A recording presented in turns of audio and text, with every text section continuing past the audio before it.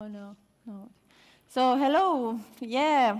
Well, the last talk of the day, I know probably you are a bit tired, but I invite you to, follow this.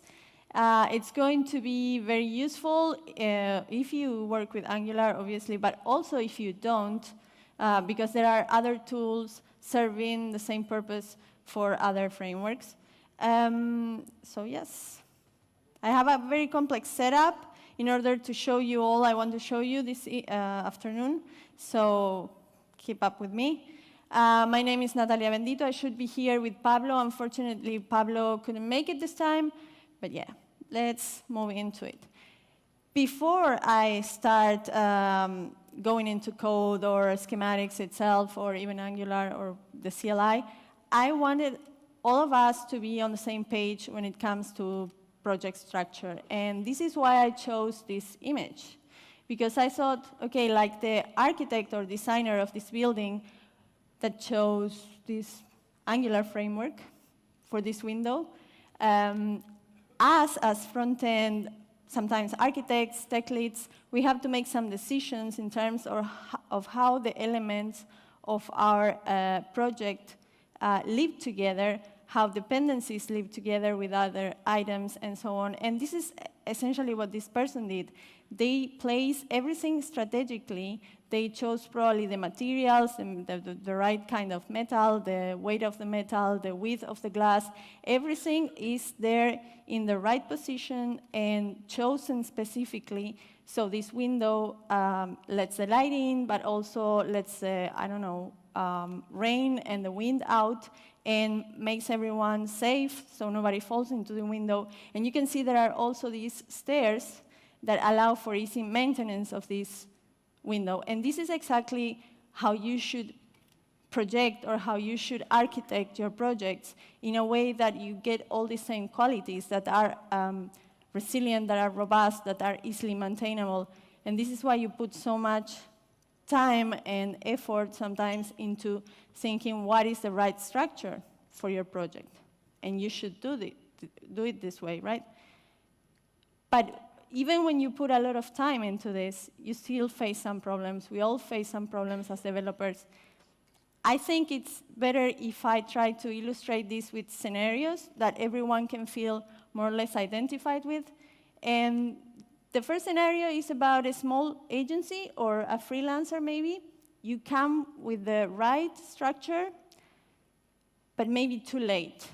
So once you want to replicate this or you want to communicate it to the rest of your small agency or the people working with you, maybe you're contributing with somebody else, it's too late, and you face the fact that to repeat this, you have to maybe manually search for IDs and replace them, or look for some parts of the code and manually take them out, and then maybe put something else in. And this is when the problem starts. You never get to be there again, right? Or it takes a lot of effort to get there again. And the second scenario, the one I am more identified with, is the one of a large organization. You're in a large organization, you're a tech lead, or you work in a large distributed team, and you want everyone to be aware of what is the right structure, what are the right patterns you want to follow. Then you invest a lot of time documenting this, and in the end, you face exactly the same problems as the freelancer or the small agency. It takes a lot of time, a lot of effort, a lot of discussions over pull requests sometimes, and obviously a lot of effort in putting that documentation together and making it available to everyone. Meetings and alignments, I think our colleagues before spoke about these issues. When it comes to the challenge on bringing together large teams into the same culture and mentality. So you come across this setup and tooling configuration manually, and writing the file structure manually, it really doesn't scale. It's not really effective, right? So you end up writing docs, you end up copy-pasting, you end up being forever on quality gates, and the results are never the ones you want. So What kind of developer solutions we have? Well, automation, obviously. And when it comes to Angular, in particular, we have the CLI. I don't know how many of you use the CLI every day in your work. OK. So with the CLI, you have the ability to have a working application up and running with tests, just with a few commands in the terminal, and that's awesome. So you just install it, you run ng-new dry project. For example, in my case, don't repeat yourself project, and you go into that folder and you serve it, and done, you have it. And what are you actually doing when you are executing one of these commands, be it new, be it generate? You are actually running as schematics, right? So under the hood, how it works, you are giving a command, passing the schematics name. In the case we just showed this example, the component, and then you pass an option, which is the name, and then all that transforms into a file system transformation that gives you a component. So let's go to the terminal. Is it big enough that everyone can see it? For example, this is another schematics. Is it big enough? Yeah? OK. So this, ng make this awesome, this is a schematics. And yeah, it's telling me, OK, you're doing fine. I run it again, and it tells me, nope, already awesome. Yes, this comes with the CLI. I have no idea what's the purpose of these schematics. Maybe we should ask the CLI guys. But there is a lot more you can do as a developer with schematics, apart from building your self-esteem.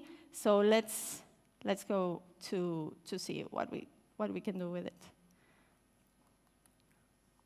So OK, first of all, to install schematics, you need to make sure you have the right version of Node. Usually, long-term support is OK. But then you have to have a lot of specific dependencies installed globally in your system. Don't panic if this goes too fast. For the sake of brevity, the videos do. But once you have installed schematics, you have to check if it works, and then you can generate your first blank schematic. And as you could see, maybe we go back if it was too fast. Over here. OK, so schematics, blank, and as an option, the name, my schematics in this case. And what the system is going to do is it's going to create a lot of files in your system. It's going to create an npm module that we're going to analyze in a minute. And what we are going to do in order to solve a particular problem I'm going to pose in a minute is we're also going to create an Angular project in a folder at the same level, and we're going to link it with npm link back to the schematics.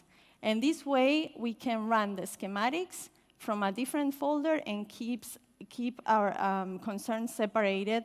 So when we modify anything, we're not really doing it in the context of our workspace.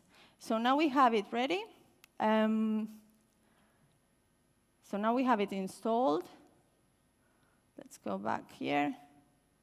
And let's explain more in depth what schematics are. So schematics are generators that works as a transformation pipeline under the hood, which means you can pipe them together. And what they do is they apply some actions that you define to a source or a tree. Okay? And we're going to go through each of these items in this vocabulary that is quite extensive for schematics in a moment. So what can you do then with schematics in relation to the problems we posed? So we can standardize structures, we can enforce best practices, we can reuse and preserve patterns and definitions, we can automate repetitive tasks, right? And we can reduce development, quality gates, and ramp-up times. Okay, so we did the setup. Let's go to the anatomy of schematics. And let's see what we have here. So basically, once we have installed it, like we did it, and created our blank schematic, what we get is this kind of structure that we have here, right? We see that it's, like I said, a node package, and you have a folder that is called My Schematics. This is my schematic with an index.js, which is a rule factory. Every schematic is basically the same. It's a rule factory that takes in a tree and outputs a tree. And of course, it's expecting some options as argument, so it can apply some actions based on the options you are passing. Okay? So yes, you give a name, and as you can see, I wrote schematics dasherized, but here it's classified, and this is part of schematics as well, that takes any string you pass in the options and classifies it. So then we have the tree, we have a context for the tool to know in which context it should work, and as I said, it returns a tree.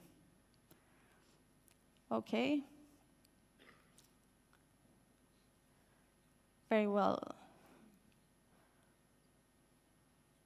As I said, the setup was complex, but before we write our own schematics, that we will do in a minute, because this tool allows you not only to use the schematics by default, but to write your own, let's get familiar with some of the terms in schematics. The collection is a definition of our schematics. It's a .json that is inside of the blank schematic that we saw. The schema.json and the schema.js are the schema that validates the input and the description. The files, like we said before, is a virtual system. You can map it more or less to your file system, but it also has some metadata, and it's also the staging area, and keep that thought in your mind, where you apply all the actions. Then you have the index.js, which is typically, like I said, a rule factory. And a rule is simply a function, again, that takes a tree or a source and returns a tree, or even it may return an observable of a tree. This is why Rx.js is a dependency to schematics. And these are the 4 actions that it can apply to actually modify your system. It has a lot more methods in the tree interface, but these are the 4 that may really affect or transform your file system, which are create, delete, overwrite, and rename. And we will see most of them in action right now. Let's go more granular into our problem, and let's say, okay, I have this problem. I want to, I know what my structure, like I said at the beginning, 4 common SAS files, I know what I want it to look like, but I don't want to manually reference relative paths. I know that most of you have gone through this. I have, going the ... / ... and counting folders until you get to your dependency or your reference in order to resolve it. And you don't want to manually create the files every time, especially if you want to make this a definition or a standard, a convention in your organization or in your workplace. So how do we solve all these manual working issues? We transform this into magic. We use a custom schematics, or in this case 2, piped together to create an alias and add style preprocessor options, configuration support, and also to automatically generate the file structure. Okay, let's go back to the videos. I'm very sorry that I have to go back and forth, but this is the way to show you how it works.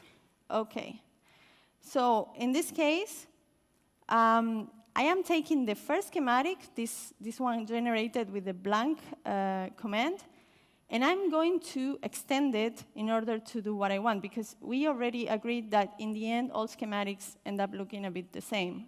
at the beginning. Obviously, then you can add your own actions or define your own functions or whatever you need to do, and they will differ a bit. But in the end, again, they are a rule that takes a tree, outputs a tree. So now I'm going to use the getDir from the tree interface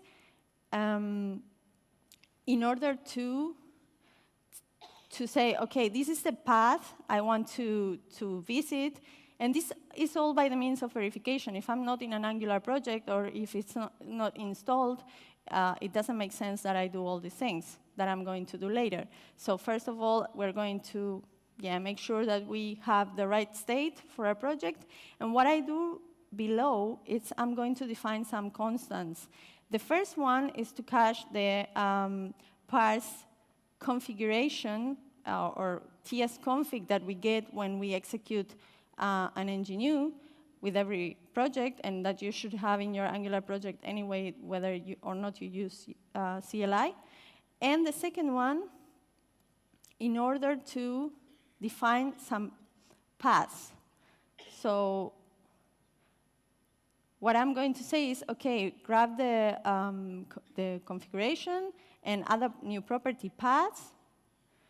And then I'm going to define an alias. And if you see, it says, OK, dasherize the options name. What I mean is, grab the string I pass as options name, or that // name, and dasherize it. This method comes with a set of, if you see up there, util strings. It's a set of helpers that come by default with schematics, so we can perform all these actions easily, and we don't have to write them ourselves. And it's very, very useful to define conventions for naming, and that they are spread across your organization, again, without having to document again and again. So moving on.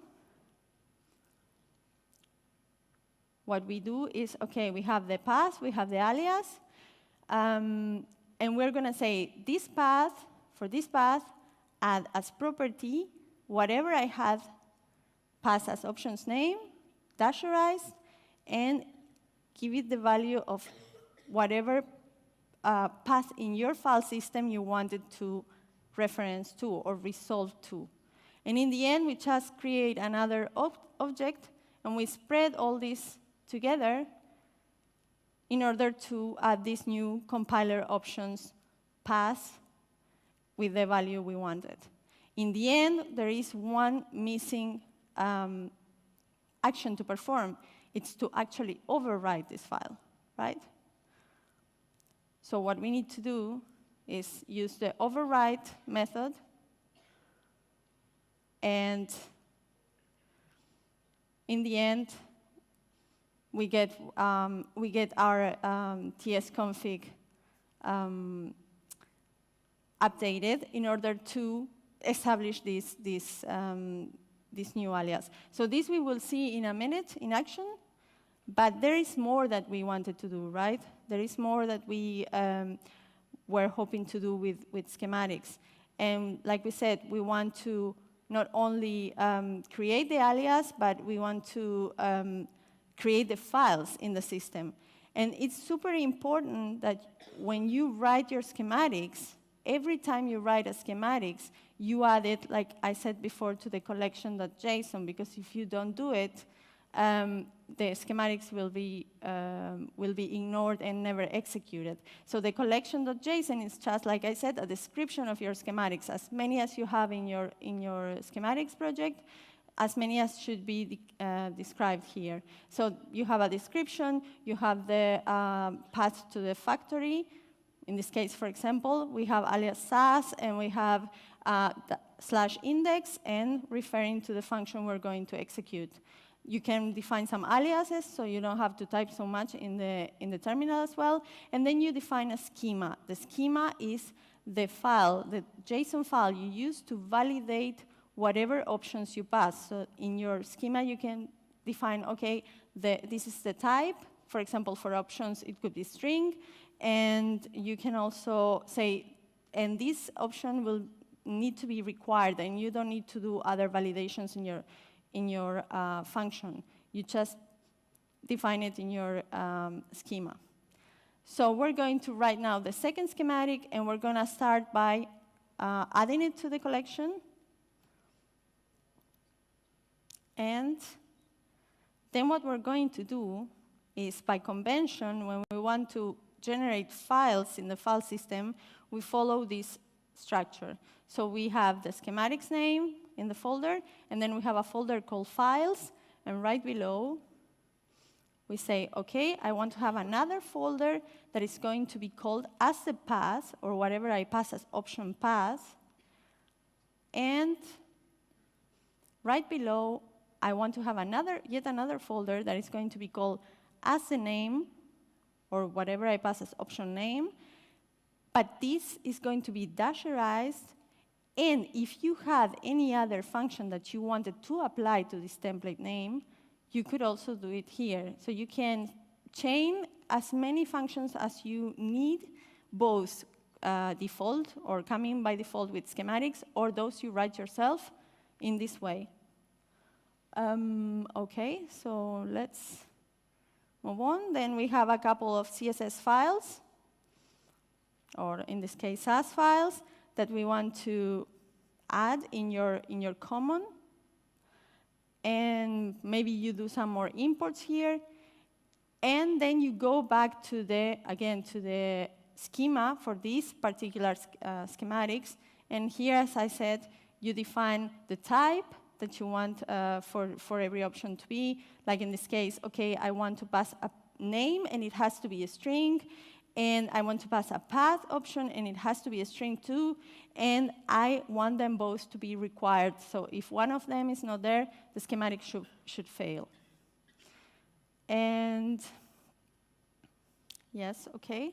So this is basically, we have defined already the schematics. We have the file structure that we want. And now we're going to start writing our rule. And we say, OK, we will also need some caching of constants. And the first thing we need to cache is the project name, because the project name is dynamic, and you don't really know it. So it's nothing you can just type. So you can make use of the getWorkspace method, pass a tree, and it will automatically retrieve the project ID for you. If you're familiar with the angular.json, you will know what I'm talking about, but in any case, we will see it in action in a moment.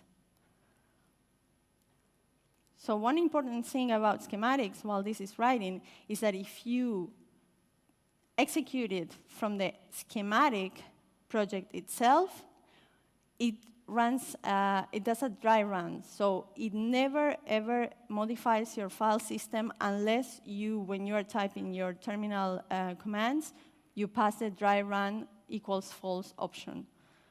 However, if you are executing it from the Angular project, and you do an ng generate, like you do with the components or when you create a new project, then obviously you are really affecting your file system. So what I did here is I defined a few constants where I kept the workspace name. I cached also the options path, and I dasherized the options name again. And I said, OK, this is my configuration path, angular.json. And more importantly, I said, OK, I want you to include these two paths so we can add them to the preprocessor options, the style preprocessor options in the configuration file, and we can do the imports more easily. OK. And what we're going to do now is we're going to run a series of validation functions for the same purpose, to make sure that our schematics doesn't fail because we are not in an Angular project, for example. And here we're also taking the configuration again, we're parsing it, we're stringifying it, and we are saying, OK, I want to have these style preprocessor options equals the style preprocessor options that we want to put as new property in our configuration file, and I want the value to be equal to my include paths over there that I just passed over the command line. So in the end, what we do, is this working? Okay, I don't know if, okay, there you go.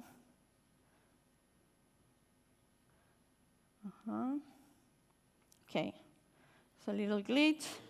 But what I'm doing is I'm spreading really that object, and I'm saying, okay, keep all the configuration we already have, but you have to also add this for me so I can do these results easily. And in the end, we do the same. We overwrite this file with the new object we just created. And that's cool.